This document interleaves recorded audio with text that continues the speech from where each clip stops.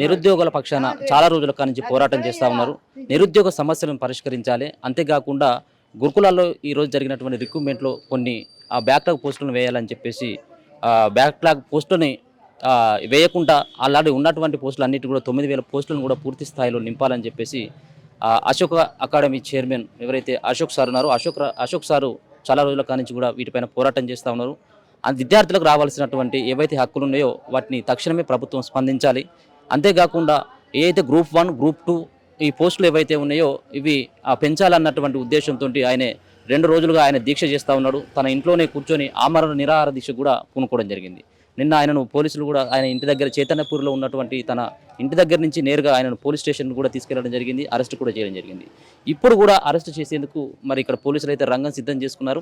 ఏదైతే గత కొద్ది రోజులుగా నిరుద్యోగుల పక్షాన నిరుద్యోగులకు జరిగినటువంటి అన్యాయం పైన ప్రభుత్వాన్ని ప్రశ్నిస్తుంటే మరి ప్రభుత్వం మాత్రం ఎక్కడ కూడా చర్యలు జరపట్లేదు, ఎక్కడ కూడా చర్యలు తీసుకోవట్లేదు, ఎక్కడ కూడా వాళ్ళ యొక్క విద్యార్థి సంఘ నాయకులే కానీ ఇక్కడ ఉన్నటువంటి నష్టపోయినటువంటి బాధితులు ఎవరైతే 46 బాధితులు ఉన్నారో వాళ్ళతో మాట్లాడేటువంటి ప్రయత్నం అయితే ఇక్కడ కూడా ప్రభుత్వం కానీ ప్రభుత్వ అధికారులు కానీ ఎవరు కూడా చేయట్లేదు.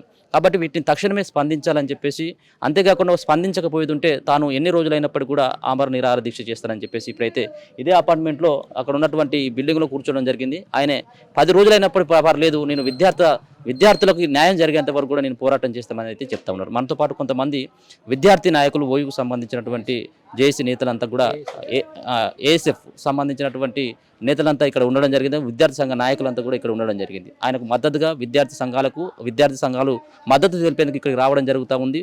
ఎవరైతే నష్టపోయినటువంటి విద్యార్థులు ఎవరైతే ఉన్నారో వారికి న్యాయం చేయమని చెప్పేసి చెప్పడమే మా పాపమా అని చెప్పేసి వాళ్ళు నిలదీస్తూ ఉన్నారు. పోలీసులు ఏమని చెప్తా ఉన్నారు అంటే నిన్న కూడా అరెస్ట్ చేయడం జరిగింది కదా, ఇవాళ కూడా అటువంటి ప్లాన్లో ఉన్నారు. మీరు ఏమనుకుంటున్నారు? లోపల ఆల్రెడీ ఆమరణ నిరాహార దీక్ష దాంట్లో ఎంతమంది పాల్గొన్నారు? ఎంతమంది? నలుగురు ఉన్నారండి. నలుగురు ఉన్నారు. వాళ్ళ డిమాండ్స్ వాళ్ళు నెరవేర్చాలని వాళ్ళు దీక్ష చేస్తున్నారు. నిన్న నుంచి అయితే ఎటువంటి వాటర్ తీసుకోమని కానీ తీసుకోవట్లేరు. ఇక వీళ్ళైతే మొత్తం మీడియాని కూడా నిన్న మీడియా వాళ్ళు చూడనీక వీళ్ళు వచ్చారు. ఈరోజు అయితే మొత్తం చుట్టూ అపార్ట్మెంట్ చుట్టూ మొత్తం ఒక దగ్గర 50 మంది దాకా పోలీసు వాళ్ళు పెట్టారు. ఎవరిని కూడా లోపలికి రానియట్లేరు. నన్ను కూడా బయటకు పోనీయరు. మీరందరూ వస్తున్నారని నన్ను కూడా రానియరు. ఇప్పుడు నాకు చూడబోతే ఇంకా టాబ్లెట్స్ అయితే తీసుకోలేదు ఇప్పటిదాకా అయితే. వేసుకోమన్నా కానీ వేసుకోవట్లేడు. వాటర్ తాగమన్నా వాటర్ కూడా తాగట్లేడు. ఈ గవర్నమెంట్ బీఆర్ఎస్ గవర్నమెంట్ అలా ఉందని కాంగ్రెస్ గవర్నమెంట్ తెచ్చుకుంటే అది కూడా అంతకన్నా ఎక్కువనే ఉంది కానీ తక్కువ అయితే ఏం లేదు. గత ప్రభుత్వం ఏదైతే టీఆర్ఎస్ ఉందో అది దిగిపోయి కొత్త ప్రభుత్వం రావాలని కోరుకున్న ఆయన మళ్ళీ కాంగ్రెస్ వచ్చాక ఎలా జరుగుతుందంటే ఏమంటారు సార్? ఇది కూడా దొరల పాలన పోయింది, రెడ్డిల పాలన వచ్చింది, అంతే. తేడా ఏం లేదు. ఏమన్నా మీకు ఏమైనా బయటకు వచ్చిన తర్వాత ఇట్లా పిలిపి అని చెప్పేసి ఏమైనా మీకు చెప్పడం జరిగింది విద్యార్థి సంఘాలకి? ఏం లేదు. సరే మా తమ్ముడే తీసుకెళ్ళి వచ్చాను. అదే అదే అదే అదే చుట్టాలను కూడా రానియట్లేరు అసలుకి. అట్లా ఉంది పరిస్థితి మొత్తం. చూడండి చుట్టుపక్కల మొత్తం కూడా దగ్గర ఇంత ముందుకు ఒక 50 మంది స్టూడెంట్స్ కూడా సార్ని కలుద్దామని వచ్చారు. వాళ్ళని బెదిరించి ఇక్కడ నుంచి వెళ్ళగొట్టరు. ఎవరిని కూడా రానియట్లేరు. కనీసం సార్కి మెడికల్ టెస్ట్లు కూడా ఇప్పటిదాకా అయితే ఏం చేయించలేదు. సార్ అయితే మామూలుగా పండుకొనే ఉన్నాడు ఇప్పటిదాకా అయితే. ఇంకా సార్ ఏమన్నా అంటే దీక్ష ఇంకా కంటిన్యూ చేస్తూనే ఉంటారంట. గవర్నమెంట్కి వెళ్ళి ప్రకటించే వరకు కూడా దీక్ష చేస్తానని చెప్తున్నాడు సార్. వాళ్ళ సార్ ఏం కోరుకోవట్లేదండి. టీఆర్ఎస్ గవర్నమెంట్ ఏదైతే ప్రకటించిందో ఆ గ్రూప్ 2 2,000 పోస్టులు, గ్రూప్ 3 3,000 పోస్టులు, గ్రూప్ 1 వేసింది ఒక 60 పోస్టులు వేసింది. అది మినిమం ఒక ఆల్రెడీ ఉన్న 500కి ఒక 60 యాడ్ చేసింది అంతే. వాళ్ళు ఎక్స్ట్రా మెగా డిఎస్సీ అని 23,000 పోస్టులు అని చెప్పేసి 11,000 పోస్టులు వేసారు. వాళ్ళు వేసింది అయితే ఏం లేదు. వాళ్ళ మేనిఫెస్టో ఏదో ఉందో దాని ప్రకారమే మేము స్టూడెంట్స్ అడుగుతున్నారు. నిరుద్యోగులు మీరైతే ఏదైతే క్యాలెండర్ రిలీజ్ చేశారో అవే పోస్టులు వేయమంటారు. వాళ్ళు కొత్తగా అయితే అంతకన్నా ఎక్కువైతే ఏం అడగట్లేరు కదా. నువ్వు బీఆర్ఎస్ గవర్నమెంట్ మేము దించిందే తక్కువ పోస్టులు వేస్తారు, నిరుద్యోగులకు అన్యాయం జరుగుతుందనే మేము వాళ్ళని తీసేసి కాంగ్రెస్ని ఎంచుకున్నాము. ఆయన ఇచ్చిన నోటిఫికేషనే మళ్ళీ రిలీజ్ చేసింది తప్పించి అక్కడ ఒక పోస్ట్ కూడా పెరిగింది అయితే ఏం లేదు. ఇదైతే నిరుద్యోగులు అయితే కోరుకోలేదు. గురుకులాలు కూడా 9,000 పోస్టులు ఉన్నాయండి గురుకులాలు. సరే ఉన్న పోస్టులన్నా మొత్తం నింపొచ్చు కదా. 3,000 పోస్టులు మిగిల్చుకున్నావు, నువ్వేం చేసుకుంటావు? నెక్స్ట్ నోటిఫికేషన్కి యాడ్ చేసుకుంటావా? 30,000 పోస్టులు అన్నాడు రేవంత్ రెడ్డి. 30,000 పోస్టులు ఆయన వేసిన నోటిఫికేషన్ నువ్వు ఫిలప్ చేసిండా? బీఆర్ఎస్ గవర్నమెంట్ వేసిన పోస్టులు నువ్వు ఫిలప్ చేసుకొని ఇప్పుడు నేను 30,000 పోస్టులు వేసిన 30,000 పోస్టులు ఏడే మీటింగ్ పెట్టినా నేను నిరుద్యోగులకు అప్పుడే 30,000 ఫిలప్ చేసిన అంటున్నా. ఆయన వేసిన నోటిఫికేషన్ ఏది? ఆయన వేసింది ఏంటంటే ఇంత ముందుకున్న గవర్నమెంట్కి ఒక 5,000 ఎక్స్ట్రా డిఎస్సి 60 పోస్టులు గ్రూప్ 1కి ఎక్స్ట్రా యాడ్ చేసిండు. మిగిలిన దానికి ఒక్క పోస్ట్ కూడా యాడ్ చేయలేదు. మరి 2 లక్షల పోస్ట్ ఎట్లా ఫిలప్ చేస్తాడు ఆయన? ఆల్రెడీ 30,000 అన్నాడు, రేపు గ్రూప్ 4 రిజల్ట్ ఇస్తాడు 40,000 అంటాడు. ఇక మిగిలిన ఏమున్నాయండి? ఎలా నమ్మాలి? ఇచ్చిన బీఆర్ఎస్ ఇచ్చిన పోస్టులే నువ్వేసి నువ్వు 2 లక్షల ఉద్యోగం ఇస్తావని మేము ఎట్లా నమ్మాలి? నువ్వు ఏ మీటింగ్ వెళ్ళినా నిరుద్యోగులకు నేను అది చేస్తే ఇది చేస్తా అంటే ఏం చేశారో చెప్పండి. అదే డిమాండ్ చేస్తుంది సార్ డిమాండ్లు ఏవైతే ఉన్నాయో ఈ గురుకులాలు కానీ, డిఎస్సి కానీ, గ్రూప్ 2 కానీ, గ్రూప్ 1 కానీ, గ్రూప్ 3 కానీ, ప్లస్ జీవో నెంబర్ 46 కానీ, ఆ డిమాండ్స్ ఏవైతే ఉన్నాయో అవి నెరవేరే కూడా సార్ అయితే దీక్ష అయితే విరమించాడు. సార్ ఎట్లా ఉంది దీక్ష? అట్లే కంటిన్యూ చేస్తారా? ఇప్పుడు పోలీసులు కూడా లిఫ్ట్ చేసేందుకు సిద్ధపడతా ఉన్నారు. మీరు ఒకవేళ మళ్ళీ అరెస్ట్ అయినా కానీ మీ దీక్ష అట్లనే కొనసాగుతుందా? కొనసాగుతుంది సార్. నేను పెట్టిన డిమాండ్లు అనేవి పరిష్కరించే వరకు నా దీక్ష కొనసాగుతుంది సార్. నిన్న బలవంతంగా అరెస్ట్ చేశారు. మీడియా సహకారంతో మిమ్మల్ని విడుదలయ్యాను. ఇప్పుడు మొత్తం అపార్ట్మెంట్ చుట్టూ పోలీసులను పెట్టి మీడియాను కూడా అనుమతి ఇవ్వడం లేదు. రాజ్యాంగ ఉల్లంఘన కూడా జరుగుతుంది. ఆర్టికల్ 19కి ఇక్కడ భంగం కలుగుతుంది. నా హక్కులకు భంగం కలుగుతుంది, మీడియా హక్కులకు భంగం కలుగుతుంది. ఈ గ్రూప్ 2 పోస్టులు, గ్రూప్ 3 పోస్టులు పెంచే వరకు, గురుకుల సమస్యను పరిష్కరించే వరకు, మెగా డిఎస్ గురించి వాళ్ళు మాట్లాడే వరకు నా నిరాహార దీక్ష కొనసాగుతుంది సార్. 80% వెనకడికి వేసేది లేదు. 10 రోజులైనా 15 రోజులైనా నేనైతే వెనకపోను. పోలీసులు ఎన్ని నిర్బంధాలు పెట్టినా, ప్రభుత్వం నిర్బంధాలు పెట్టినా విద్యార్థులకు వాయిస్ను మాత్రం నా నిరాహార దీక్ష ద్వారా ప్రభుత్వం మెడల్ వంచే వరకు నేను నా దీక్ష కొనసాగుతుంది సార్. ఏంటి సార్ అసలు ప్రధానమైనటువంటి డిమాండ్ ఏంటి? అసలు ఈ పరిష్కారం చేసేటువంటి దిశగా ఏమైనా ప్రభుత్వం చర్యలు ఉంటాయని భావిస్తా ఉన్నారు? అంటే ఇప్పుడు గ్రూప్ 2 పోస్టులు అయితే తక్షణం పెంచడానికి అవకాశం ఉంటుంది సార్. వాళ్ళు కాలయాపన చేయకుండా తక్షణమే ఉద్యోగాల పెంపు ప్రకటన జరగాలి. రెండోది టెట్ అయితే అది 2 నిమిషాల పని సార్. వాళ్ళకు టైం కూడా పట్టదు. టెట్ ను అనౌన్స్ చేయడానికి అవకాశం ఉంటది. మూడోది ప్రధాన సమస్య ఏంటంటే గురుకుల సమస్య. 3,200 మంది పైగా పిల్లలు వాళ్ళ రోడ్డున పడ్డారు. అది కేవలం ప్రభుత్వం చేసిన తప్పిదం. కరెక్ట్ ప్రాసెస్ లో నియామకాలు ఇవ్వలేకపోయినటువంటి దౌర్భాగ్యం.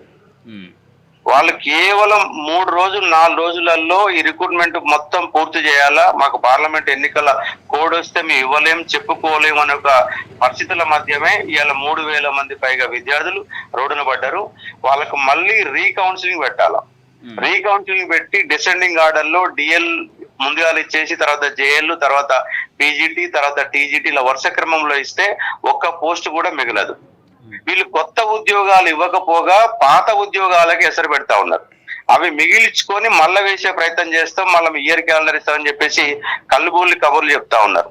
మీరు 1000 పోస్టులు 2,000 3,000 పోస్టుల కారణం ఇబ్బంది పడుతున్న మీరు రేపు మాకు 2 లక్షల ఉద్యోగాలు ఇస్తామంటే మీరు ఎట్లా నమ్మాలా?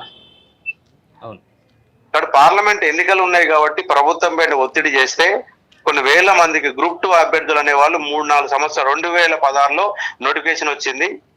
మళ్ళీ ఎన్నికల ముందు టిఆర్ఎస్ గవర్నమెంట్ ఎన్నికల్లో లబ్ధి పొందాలని నోటిఫికేషన్ వేసింది. వీళ్ళు కూడా సేమ్ ఎన్నికల్లో లబ్ధి పొందే ప్రయత్నం చేసి నియామక పత్రాలు ఇచ్చారు తప్ప నిజంగా వీళ్ళ చిత్తశుద్ధి ఉంటే, వీళ్ళకు విద్యార్థుల యొక్క ఓటు బ్యాంకుతోనే మేము అధికారంలోకి వచ్చాం, విద్యార్థులంతా మాకు సహకరించారన్నటువంటి ఒక కన్సర్న్ కనుక ఉంటే తక్షణమే గ్రూప్ 2, 3 పోస్టులు పెంచాలి. వీళ్ళకు నిజంగా 2 లక్షల ఉద్యోగాలు ఇచ్చే ఉద్దేశం ఉంటే వాళ్ళు దాన్ని అమలు చేయవచ్చు.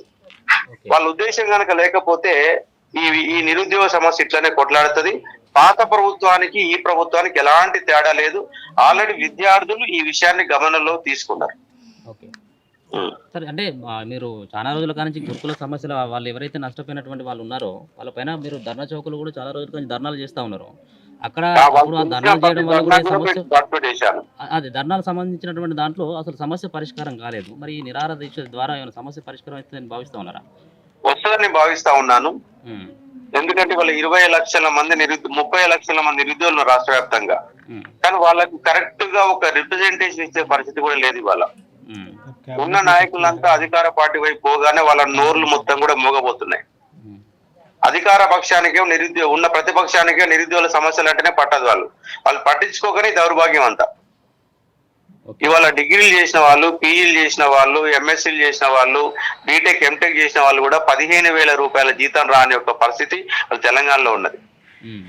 వందల కొద్ది పరిశ్రమలు ఉన్నా వీళ్ళకి టెక్నికల్ స్కిల్, చిన్న చిన్న స్కిల్స్ కరెక్ట్ గా ఒక విద్యార్థిని 6 నెలల పాటు కనుక ప్రభుత్వం ఒక అదుపులోకి తీసుకున్న మాదిరిగా కరెక్ట్ గా వాళ్ళకి ఎడ్యుకేషన్ టెక్నికల్ స్కిల్స్ ఇస్తే, ఇంగ్లీష్ నేర్పిస్తే ప్రతి విద్యార్థి దగ్గర, తెలంగాణలో ప్రతి విద్యార్థి దగ్గర అద్భుతమైనటువంటి నాలెడ్జ్ ఉంది. ఆ నాలెడ్జ్ ని అవసరమైన సమయాలు ఉపయోగించుకునే విధంగా ఈ ప్రభుత్వాలు తయారు చేయలేకపోతున్నాయి. ఒక స్కిల్ డెవలప్మెంట్ ప్రోగ్రామ్ ఎట్టమండి, నాకు ఇన్ఛార్జ్ ఇవ్వని చెప్పండి. విత్ ఇన్ ద 1 year లో తెలంగాణ విద్యార్థి ఎలా తయారు చేస్తామని నిరూపించి చూపిస్తా వాళ్ళకి.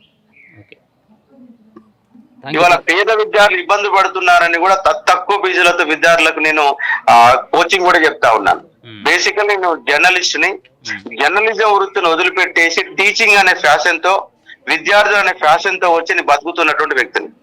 వాళ్ళ కోసమే కొట్లాడాలా, వాళ్ళకు బోధన చేయాలా, వాళ్ళకి ఇబ్బంది వచ్చినప్పుడు వాళ్ళ అండగా నిలబడాలని నేను డిసైడ్ అయ్యాను. ఈ నా ఉద్యమం ఇవాళతో ఆగదు. నా శక్తి ఉన్నంత వరకు, నేను నడిచేంత వరకు ఆ విద్యార్థుల తరపున నేను పోరాటం చేస్తాను. ఓయూకు సంబంధించినటువంటి లీడర్లు ఉదయ్ మనతో ఉన్నాడు. అని చెప్పాను, ఈ రోజు ఏంటి పరిస్థితి ఏంటిది, ఈ రోజు ఇట్లా కావడానికి పరిస్థితి? ఒక పక్కనేమో గురుకుల రిక్రూట్మెంట్లో ఆ సంబంధించినటువంటి ఇష్యూ అట్లే ఉంది, జీవో 46 సంబంధించింది అదే అట్లే ఉంది, ఆ గ్రూప్ 1కు సంబంధించినటువంటి పోస్టులు పెంచాలన్నటువంటి ఒక న్యాయమైనటువంటి డిమాండ్. వీటిపైన మరి ఎందుకు ప్రభుత్వం స్పందించట్లేదు? ఇలా అమర నిరాహార దీక్ష అశోక్ సార్ చేయడానికి కారణం ఏంటి? ఇప్పుడు తెలంగాణ రాష్ట్రము తెచ్చుకున్న తర్వాత 10 ఏళ్ళు చాలా ఇబ్బందులు పడి లక్షలాది మంది నిరుద్యోగుల జీవితాల్లో మట్టి కొట్టిండు కేసీఆర్ సార్. ఆ మట్టిని, ఆ జీవితాలను, అవి చవి చూసిన బాధలో, దుఃఖంలో ఆ ప్రత్యామ్నాయ రాజకీయ శక్తిగా నిరుద్యోగులందరం కలిసి కూడా కాంగ్రెస్ ప్రభుత్వాన్ని ఏర్పాటు చేసుకున్నాం. ఎందుకు ఏర్పాటు చేసుకున్నామంటే నిరుద్యోగులకు నష్టమైంది కాబట్టి మాకు మంచి ఉద్యోగాలు వస్తాయని కోటి ఆశలతోటి బీఆర్ఎస్ను కూలగొట్టి కాంగ్రెస్ని తీసుకున్నాం. కాంగ్రెస్ను కూల్చిన తర్వాత మరి గతంలో ఏం తప్పులు జరిగినాయి? టెట్ ఎందుకు వేయవు, డిఎస్ ఎందుకు పెంచవు, పీఈటీ పోస్టులు ఎందుకు పెంచవు, జియో 40కి సంబంధించి ఏం మాట్లాడతావు?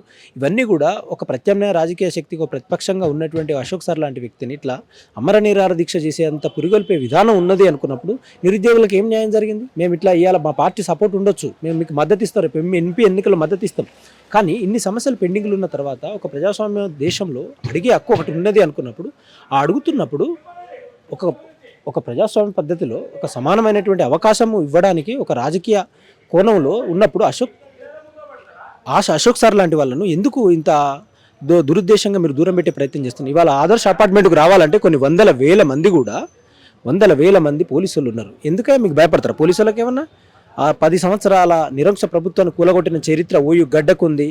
ఆ ఓయూ గడ్డ నుంచి ఉద్యమ బిడ్డలుగా మాలాంటి త్యాగం చేసిన వాళ్ళకు ఉంది. కాబట్టి నువ్వు బీఆర్ఎస్ని కూలగొట్టినాం, కాంగ్రెస్ ఎంత లెక్కేం కాకపోవచ్చు, కానీ కాంగ్రెస్కి ఏంటంటే వచ్చింది 72 రోజులే, చూడాలి, అర్థం చేసుకోవాలి, మొన్ననే కదా ఏంది ఏం కథ అనేది ఒక విశాలమైన దృష్టికోణంలో మేము అర్థం చేసుకున్నాం. ఎందుకంటే మా పార్టీ కూడా అలయన్స్లో ఉండి మేము గెలిచినాం కాబట్టి ఒక దృష్టికోణాన్ని మేము ఆలోచించే ప్రయత్నం చేస్తాం. కానీ ఎంత ఆలోచించినా ఒక సమానమైనటువంటి అవకాశాలు నిరుద్యోగులందరికీ రావాలి. టెట్ వాళ్ళకు, డిఎస్సి వాళ్ళకు, ఇంకా గ్రూప్ 1, గ్రూప్ 2కు సంబంధించిన అంశాలు ఒక అధికారులను పిలిపించి సమీక్ష చేపించి ఒక కట్టుదిట్టమైనటువంటి భద్రత ఏర్పాట్లు చేపించి వీళ్ళు ఎందుకు ఆవేదన యొక్క దుఃఖం ఈ రూపంలో ఉందనడానికి అశోక్ సార్ ఎందుకు చేయాలి సార్? ఏమైనా డబ్బులు వస్తాయని డబ్బులు ఇస్తారా? కొన్ని వేల మంది, లక్షల మంది ఈ రాష్ట్రం మొత్తం మీద ఉన్నారు. అమర నిరాహార దీక్ష పేరు మీద మొన్న నుంచి 2 రోజుల నుంచి నడుస్తూ ఉన్నది. ఇక్కడ ఎవరిని లోపలికి పంపిస్తలేదు. ఇది ప్రజాస్వామ్య ప్రభుత్వం అనుకున్నాం, ప్రజల ప్రభుత్వం అనుకున్నాం. దుఃఖభరితంగా, ఆవేదనతో ఎంతో లక్షలాది మంది కడు పేదరికంతో ఉండేటువంటి వాళ్ళ బాధల యొక్క వెలుగులు నింపడానికి ఒక ప్రత్యామ్నాయ రాజకీయ శక్తిగా ఇవాళ కాంగ్రెస్ ప్రభుత్వాన్ని మేము కష్టపడి అందరం కలిసి తీసుకొని వస్తే, ఆ కాంగ్రెస్ ప్రభుత్వంలో ప్రజా వ్యతిరేక, నిరుద్యోగ వ్యతిరేక నిర్ణయాలు తీసుకునే క్రమం జరుగుతున్నప్పుడు అశోక్ సార్ ఒక సాక్ష్యంగా అమర నిరాహార దీక్ష పెట్టాడు. ఇవాళ ఓయూ గడ్డ నుంచి మేము ప్రశ్నిస్తూ ఉన్నాం, మీకు ఎంపీలో సపోర్ట్ చేస్తాం, మా పార్టీ సపోర్ట్ చేస్తుంది, కానీ సమస్యల దగ్గరకు వచ్చినసరికి మేము విజ్ఞప్తి చేస్తున్నాం, అడుగుతున్నాం, గొంతెత్తుతున్నాం. కాబట్టి ఆ గొంతులో ఒక ప్రేమ, ఒక త్యాగము అన్ని రకాలుగా ఉన్నాయి సార్. ఒక్కసారి అశోక్ సార్ అమర నిరాహార దీక్ష చేస్తున్నప్పుడు పుసుకుని ఏదైనా జరిగిందనుకో రాష్ట్రంలో ఎంత భగ్నం, రాష్ట్రంలో ఎంత ప్రజలందరూ ఎంత చెలరేగిపోయే ప్రమాదం ఉంటుంది. కాబట్టి ముఖ్యమంత్రి గారు మేము డిమాండ్ చేయట్లేదు, అడుగుతున్నాం సార్. అన్ని డిమాండ్ పెట్టి ఆయన ప్రజాస్వామ్య పద్ధతిలో ఒక ప్రజాస్వామ్య వేవ్లో ముందుకు వచ్చిండు. కాబట్టి మరి వీళ్ళ సమస్య ఏంది? ఇంటెలిజెన్స్ ఉంటుంది, మీకు పోలీస్ డిపార్ట్మెంట్ వ్యవస్థ ఉంటుంది, ప్రజల యొక్క మేధావపరమైనటువంటి మేధావులు ఉంటారు, నాలాంటి విద్యార్థి ఉద్యమ నాయకులు ఉంటారు. మమ్మల్ని పిలిపియండి, ఒకసారి అర్థం చేసుకోండి, ఎందుకు జియో 46 గతంలో ఏమైంది, ఇప్పుడు ఏమవుతుంది. ఒక సమీక్షాకర విశాలమైన దృష్టికోణాన్ని అర్థం చేసుకొని ఎవరికి న్యాయం కావాలి, ఎవరికి అన్యాయం అవుతుంది అనేటువంటిది చూసి అశోక్ సార్ ఎందుకు ఇంత పట్టువదలని విక్రమార్కుడిలా ఇంత అమర నిర్దీక్ష కూర్చున్నాడు అంటే ఆ లక్షలాది మంది జీవితాలలో ఒక నమ్మకాన్ని, ఒక వెలుగును, ఒక త్యాగం పేరు మీద నింపడానికి ఆయన ముందుకొచ్చిండు. కాబట్టి రాష్ట్ర ముఖ్యమంత్రికి, రాష్ట్ర అధికార యంత్రాంగానికి, మంత్రులకు కూడా మేము ఓయూ గడ్డ నుంచి విజ్ఞప్తి చేస్తా ఉన్నాం. ఇవాళ ఆదర్శ అపార్ట్మెంట్లో 100 మంది పోలీసులు లోపలికి పోతే తెలుస్తుంది. ఇప్పుడు పోతా గేట్లకి నేను దొరికిపోతానని ఎవ్వరు ఆపలేరు. కాబట్టి కలుస్తా సార్, ఇట్లా చేసి కలుస్తా. ఇప్పుడు చాలా రోజులు అవుతుంది మీ సమస్యల పైన పోరాటం చేయబట్టి, ఆల్రెడీ ధర్నా చౌకడ ధర్నాలు చేయడం జరిగింది. అంత ప్రభుత్వానికి ఆల్రెడీ తెలిసినప్పుడు కూడా ఇక్కడ కూడా స్పందించట్లేదు. ఎందుకోసమని స్పందించట్లేదు? ఒకవేళ ప్రభుత్వం ఇప్పుడు కూడా స్పందించకపోతుంటే విద్యార్థి సంఘ నాయకులుగా మీరేమని చెప్పదలుచుకున్నారు? అంటే మేము ఏమంటున్నామంటే, సరే మనం ఏదైనా సమస్య యొక్క ప్రభావాన్ని బట్టి అవతలలోకి తెలుస్తుంది కదా. కేసీఆర్ సారు గిట్నే మేము యూట్యూబ్లలో అటు సమస్యలు మమ్మల్ని అర్థం చేసుకోండి, మార్కులు కలపండి వినకపోయేసరికి దాన్ని ప్రొలాంగ్ విజన్ పోరాటంగా మేము తీసుకున్నాం. 2-3 నెలలు కష్టపడి పనిచేసినాం. 1,00,000 మందికి లైఫ్ వచ్చింది. 1,00,000 మంది 1 కోటి మంది అర్థం చేసుకునేంత ఎఫెక్ట్గా చూపించినాం. ఆ ఎఫెక్ట్ ఎన్నికలలో ఓడిపోయేంత స్థాయి తీసుకొచ్చినాం. ₹1,00,000 కావాలంటే ₹1 మొదలు పెట్టాలి. ఇప్పుడు సార్ చేస్తున్న వాళ్ళకి తెలిసిన స్పందిస్తలేరంటే ఆ స్పందన ఎక్స్పాండింగ్ విస్తృతమైనటువంటి ప్రచారంలో పెట్టడానికి మాలాంటి విద్యార్థి ఉద్యమ నాయకులు ముందు ఉంటారు. ఇప్పుడు మనం చిన్నదే, ఇప్పుడు పెద్ద టైర్లో గాలి ఉంటుంది కానీ దానికి చిన్న నల్లి పనిచేస్తుంది. కాబట్టి ఆ నల్లి అంటోళ్ళం మేము. కాబట్టి సమాజంలో ప్రత్యక్షంగా అవుపడకపోవచ్చు కానీ పరోక్షంగా ఒక ప్రజా పోరాటాలు విస్తృతమైనటువంటి ప్రజారాసుల్లో ప్రచారం చేయడానికి ఒక క్రియాశీలక పాత్ర మా వైపు ఉంటుంది. ఇవాళ అశోక్ సార్ చేస్తున్నటువంటి ఉద్యమం ఏదైతుందో ఆ ఉద్యమం వెనుక లక్షలాది మంది నిరుద్యోగులు, ఆవేదన, దుఃఖం, కడు పేదరికం, కష్టం చేసేటువంటి పీడిత ప్రజల పిల్లలుగా ఉన్నారు. కాబట్టి ఒక్కసారి అశోక్ సార్ యొక్క అంశాన్ని, ఎజెండాని ఒకసారి తీసుకొని అధికారిక స్థాయిలో ఒకసారి సమీక్ష చేయండి. ఎందుకంటే ఒక ధావానంలా ఈ ఉద్యమం వ్యాప్తి మళ్ళీ అయితే మీకు ఎంపీ ఎలక్షన్స్, స్థానిక సర్పంచి అవన్నీ కూడా, ఇంకోటి జెడ్పీటీసీ, అవన్నీ జెడ్పీ చైర్మన్, ఆ స్థాయిలో ఉండేటువంటి ఓట్లలో మీరు ప్రభావాన్ని కోల్పోయే ప్రమాదం ఉంటుంది. కాబట్టి ఇవాళ రాష్ట్ర ప్రభుత్వానికి ఉస్మాన్ యూనివర్సిటీ నుంచి ఏఎస్ఎఫ్గా విజ్ఞప్తి మాత్రమే చేస్తున్నాము. ఆర్డర్ కాదు. బతిలాడుతూ ఆవేదన యొక్క దుఃఖాన్ని, వాళ్ళ దుఃఖాన్ని మా దుఃఖంగా పంచుకొని మేము అశోక్ సార్కు మద్దతుగా ఇవాళ ఒకసారి పిలిపించి సమీక్ష చేపియండి అనేటువంటి ఒక ప్రత్యేకమైన అంశంగా ముందుకు వచ్చే ప్రయత్నం చేస్తూ ఉన్నాం. ఇప్పుడు జియో 46 బాధితులు, అంతేకాకుండా నిరుద్యోగులకి ఇప్పుడు మీరు ఏమన్నా పిలిపి ఇవ్వదలుచుకున్నారా?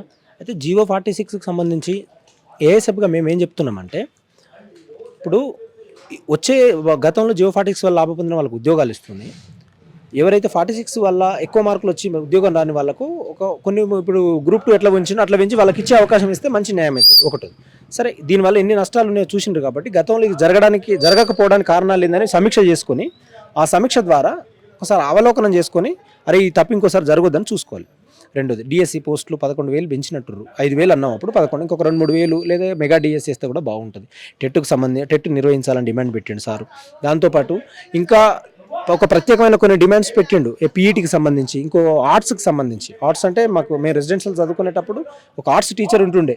కాబట్టి మేము ఏ డిమాండ్స్ అవుతున్నాయో ఆ డిమాండ్స్ యొక్క విధానాలు అశోక్ సారు ఆలోచించుకునే ప్రయత్నం అశోక్ సారును అర్థం చేసుకొని ఆ అర్థవంతమైన విలువను ముందుకు తీసుకుపోవడానికి ఈ కాంగ్రెస్ ప్రభుత్వము ముందు ఒకసారి పిలిపించి సమీక్ష చేసి ఇటువంటి జరగకుండా చూసుకొని ఈ యొక్క కాంగ్రెస్లో ప్రజాపాలన సమన్యాయంగా జరిగేటువంటి ఒక ప్రత్యామ్నాయ రాజకీయ శక్తి ఉండాలని ఉస్మాన్ యూనివర్సిటీ ఏఎస్ఎఫ్గా మేము ప్రత్యేకంగా తెలియపరుస్తా ఉన్నాం. ఎంతమంది పోలీసులు ఉన్నా గ్రేట్లు బద్దలు కాదు, పోలీసులు చీల్చుకొని మేము పోయే ప్రయత్నం చేస్తాం. మీరు ఉంటుంది కదా ఇక్కడ, చూస్తాం మా శక్తి ఏంది, మా బలం ఏందో చూస్తారు. గతంలో మీరు కూడా చూసింటారు. కాబట్టి ఏఎస్ఎఫ్గా ప్రభుత్వానికి విజ్ఞప్తి చేస్తాం. మైపాలన్న కూడా మనతో ఉండడం జరిగింది. ఓయూకు సంబంధించినటువంటి విద్యార్థి నేత, చాలా ఉద్యమాల్లో చురుగ్గా పాల్గొనేటువంటి ఆ వ్యక్తి. ఈరోజు కూడా అశోక్ సార్ చేసేటువంటి దీక్షకు మద్దతుగా మరి ఆయన కూడా రావడం జరిగింది. ఆయన కూడా లోపలికి పోయేటువంటి పరిస్థితి లేదు, పోలీసులు కూడా అలౌడ్ చేయట్లేదు. అన్న, ఏ విధంగా చూడొచ్చు దీన్ని? ఇలా పోలీసులు చేసేటువంటి వ్యవహారం, ఆ దీక్షకు మీరు ఏ విధంగా మద్దతు కలుగుతారు? ఇది చాలా నిర్బంధం అండి. మేము పొద్దున 10 గంటలకు వచ్చినాం. 10 గంటల నుంచి చూస్తున్నాం. మీరు చూడొచ్చు, డిపార్ట్మెంట్ వాళ్ళు ఇట్లా అడ్డుగోడగా ఉన్నారు. మనకేమో జాబులు వస్తలేవని బాధపడుతుంటే ఆయనకు డ్రైనేజ్ ప్రాబ్లం ఉందట. ఇది పెద్ద నా వల్ల ఏడవాళ్ళు అన్నట్టుంది పరిస్థితి చూస్తుంటే. ఇప్పటిదాకా ఒక అతను వచ్చి పెన్షన్ రాలేదంటున్నాడు. డిపార్ట్మెంట్ వాళ్ళు మాత్రం చైనా గోడ కట్టినట్టు ఆదర్శ రెసిడెన్స్కు గోడలాగా నిలబడ్డారు. లోపలికైతే వెళ్ళనివ్వట్లేదు. అశోక్ సార్ అడుగుతున్నాయి న్యాయమైన డిమాండ్లే. ఒకవేళ న్యాయబద్ధంగా లేదని మీకు అనిపిస్తే పిలిచి చర్చలు జరపాలని. అసలు నిన్నటి నుంచి ఆయన అన్నం తినలేదు, నీళ్లు తాగలేదు. పరిస్థితి చాలా దారుణంగా ఉంది. సార్తో పాటు ఆస్మా అని, ఇంకొక ఇంద్రసేన అని 3-4 దీక్ష చేస్తున్నారు. మరి ప్రభుత్వం మారినా కానీ ఈ ప్రభుత్వ పెద్దల మొండి వైఖరి అనేది మారట్లేదు. చూద్దాం మరి ఏం చేస్తారనేది. గత ప్రభుత్వం కూడా ఇదే విధంగా బిహేవ్ చేసింది నిరుద్యోగుల పట్ల. అంతేకాకుండా ఈ యొక్క అకెరా అన్నటువంటి జీవోలు తీసుకుని వచ్చి అది గత ప్రభుత్వానికి అనుభవం అయిపోయింది. ఇప్పుడున్నటువంటి ప్రభుత్వంలో ఏమైనా మార్పు వచ్చింది ఈ మధ్యలో? కనీసం ఇప్పుడు చాలా రోజుల నుంచి ధర్నా చౌకలో ధర్నాలు చేస్తూ ఉన్నారు. అక్కడ ఉన్నటువంటి గురుకుల రిక్రూట్మెంట్లో కొంత బ్యాక్లాగ్ పోస్టులను నింపాలని చెప్పేసి అయితే కొంత ధర్నాలు జరుగుతూ ఉన్నాయి. ఇప్పుడు కూడా ధర్నా చౌకలో అదే విధంగా ఉన్నటువంటి పరిస్థితి. అంటే ప్రభుత్వాలు మారినా కానీ ఎందుకు మార్పు రావట్లేదు జీవోలు? అదే చూడొచ్చు. ఇప్పుడు మన అశోక్ సార్ వాళ్ళ మేడం, ఆ తర్వాత ఎస్ఎఫ్ఐ ఉదయ్ వీళ్ళందరూ కూడా వెళ్తామంటే కూడా వాళ్ళు పర్మిషన్ ఇవ్వట్లేదు. అసలు పర్మిషన్ ఇస్తే తప్పేంది, ఎందుకు ఇవ్వట్లేదు అనేది ఒక ప్రాపర్ ఆన్సర్ కూడా మనకు చెప్పట్లేదు. మీరు చూడొచ్చు సార్, మీరు కరెక్ట్ ఎందుకు మోనియట్లేదు చెప్పండి, అసలు రీజన్ ఏంది?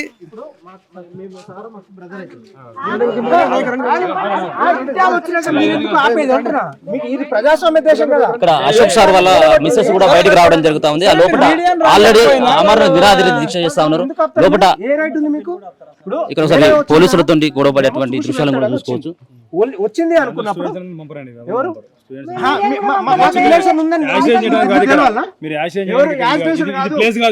మేము వాళ్ళకి బంధువులం కాబట్టి మేము మాకు రిలేషన్ ఉంది అని నేను చెప్పిన, మా తమ్ముడు అని వచ్చింది అనుకున్నా. మీరు ఎట్లా ఆపుతారు? అరే వాళ్ళు వేరు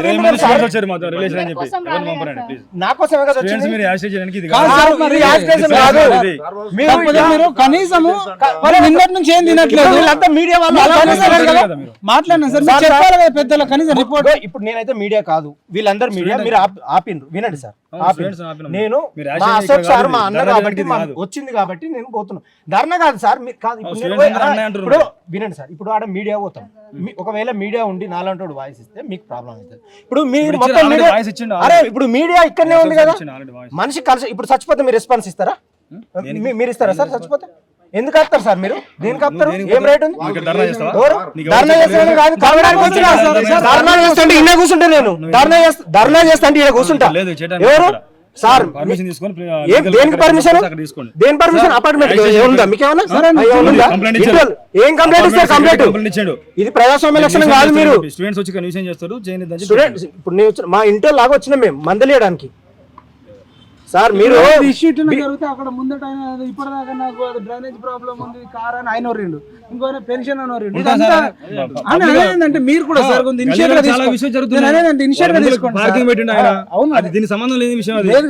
లక్షలాది మంది కోసం అమర నిరాహార దీక్ష పెట్టిండు. వాళ్ళ ఆవేదన యొక్క దుఃఖాన్ని రూపంలో చూపెట్టడానికి. ఒక మనిషిగా ఎట్లుంది, 2-3 రోజుల నుంచి ఏం తినలేదు, కలవడానికి మేము పోతున్నాం. మీరు మీడియాను అలో చేసి నాలాంటి రప్పిస్తే అది ప్రాబ్లం అవుతుందని మీకు ఉండొచ్చు సార్. ఫ్యామిలీ వాళ్ళు వచ్చి ఒక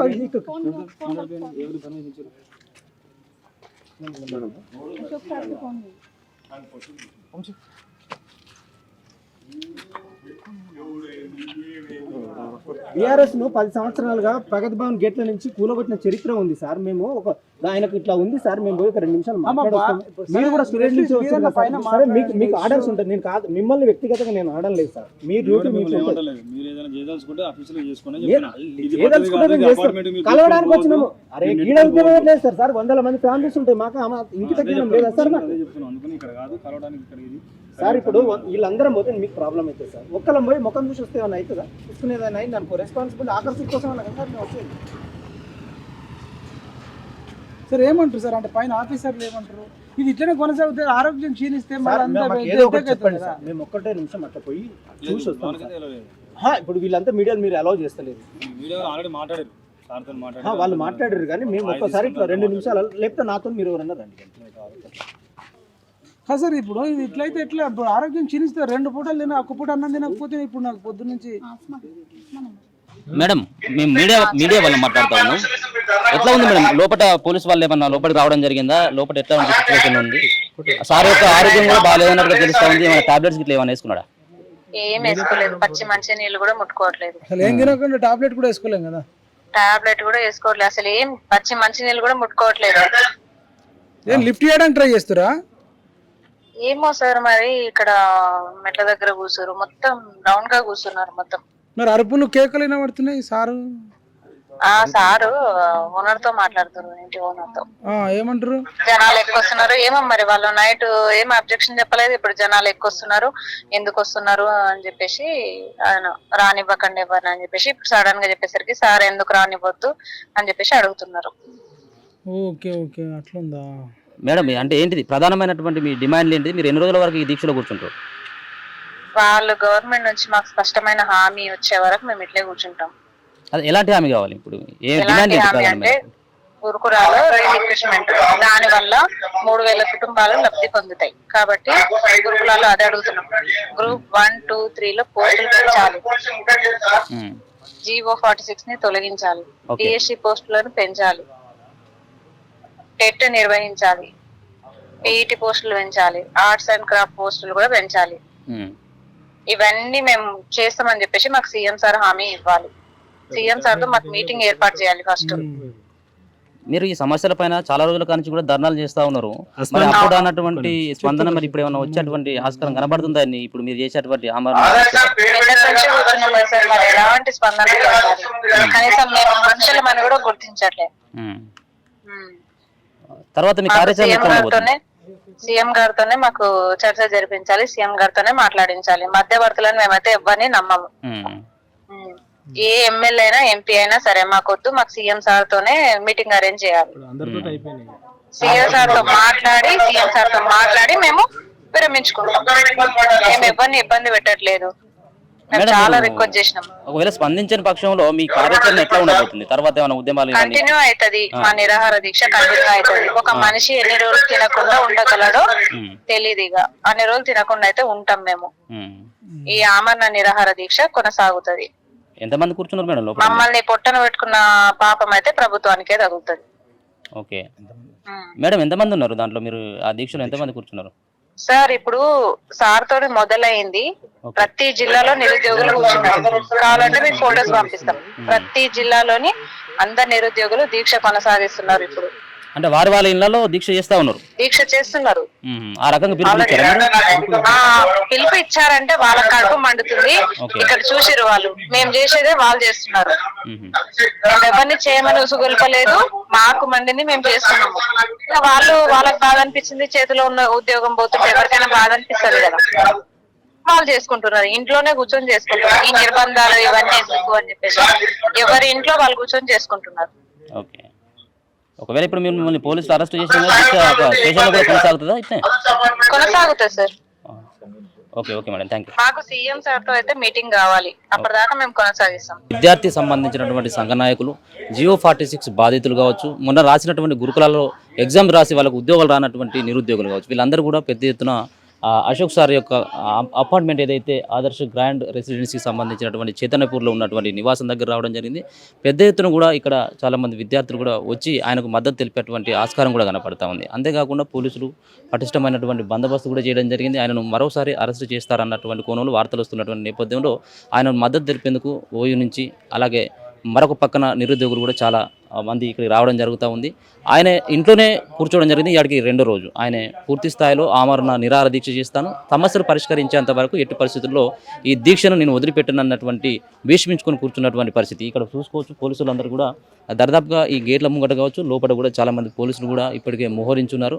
వాళ్ళకి అశోక్ సార్ని ఎట్టి పరిస్థితుల్లో దీక్షను భగ్నం చేయాలి. మళ్ళీ నిన్న ఏదైతే అరెస్ట్ చేయడం జరిగిందో ఈ రోజు కూడా అరెస్ట్ చేసేందుకు అయితే రంగం సిద్ధం చేసుకుంటూ ఉన్నారు. దీనికి ఎట్టి పరిస్థితుల్లో కూడా ఒక పిలుపును కూడా ఇవ్వడం జరిగింది అశోక్ సార్. ఎట్టి పరిస్థితుల్లో నేను ఈ సంబంధించినటువంటి దీక్షను వదులుకునేటువంటి ప్రసక్తి లేదు, అవసరమైతుంటే నన్ను జైల్లో పెట్టినప్పుడు కూడా జైల్లో కూడా నేను అమర నిరాహార దీక్ష చేస్తానని చెప్పేసి ఆయన గతంలో కూడా చెప్పడం జరిగింది. కాబట్టి చూద్దాం అశోక్ సార్ని ఈ యొక్క నిరాహార దీక్షకి ప్రభుత్వం ఏమైనా దిగి వస్తుందా, లేకపోతే దీక్షను కంటిన్యూ చేస్తుందా లేదనేది కూడా మనం వేచి చూడాల్సినటువంటి పరిస్థితి.